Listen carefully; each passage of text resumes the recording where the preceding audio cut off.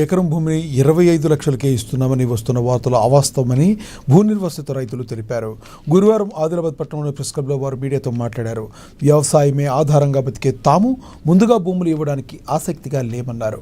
ఒకవేళ ఇవ్వాల్సిన పరిస్థితి వస్తే ఎకరానికి 50 లక్షలు హామీ పరిహారం ఇవ్వాలన్నారు. డిమాండ్ చేస్తున్నామని తెలిపారు.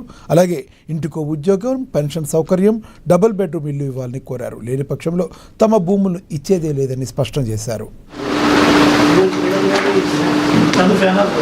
రాంపూర్, గూడ, హత్తిగాడ్, గిమ్మ, కోరట భూ నిర్వాసితులం.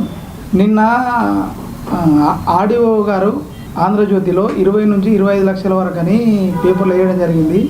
దాన్ని మేము తీవ్రంగా ఖండిస్తున్నాము. మేము రైతులు ఆర్డీఓ గారికి మేము ఎవరు మీకు చెప్పలేదు. ఆల్రెడీ ఆర్డీఓ గారు గ్రామ సభలు కూడా నిర్వహించారు.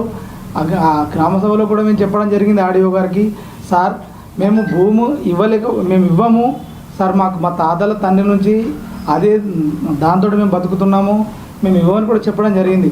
సార్ మీరు ఇండస్ట్రియల్ పార్కులు తీసుకుంటా అంటే సార్ మాకు కొన్ని షరతులు ఉన్నాయి, ఆ షరతుల ప్రకారం ఇస్తేనే మేము భూమి ఇస్తామని చెప్పడం జరిగింది. మళ్ళీ నిన్న చూసేసరికి 20 లక్షలు వచ్చింది. ఏ రైతు చెప్పాడు 20 లక్షలని?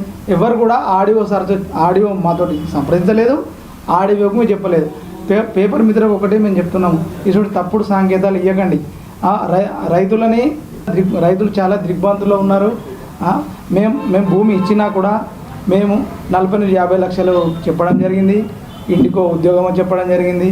మళ్ళీ ఆ జీవనభృతి కింద ఒక 10 సంవత్సరాలు 10,000 రూపాయలు ఇవ్వాలని మేము కలెక్టర్ గారు కూడా విన్నవించాము. కలెక్టర్కి ఒక లెటర్ కూడా ఇచ్చాము, మాకు 40 నుంచి 50 లక్షలు కావాలని.